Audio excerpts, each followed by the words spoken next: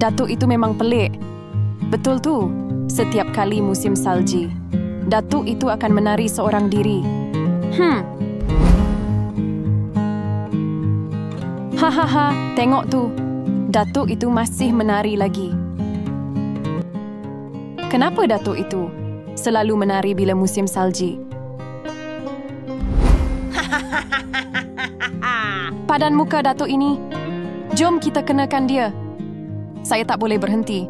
Saya kena terus menari. Dah lewat malam.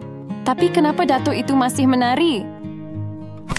Aduh, kaki saya. Datuk. Kenapa Datuk selalu menari bila musim salji?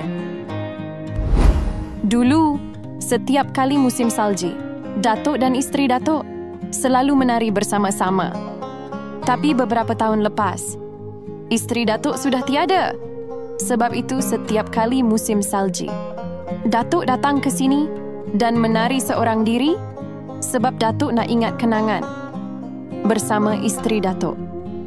Sekarang Yen faham. Rupanya Datuk rindu isteri Datuk. Baiklah, Yen akan teman Datuk menari supaya Datuk tak rasa sunyi. Terima kasih, Yen. Komen kalau korang setuju Yen patut teman Datuk ini.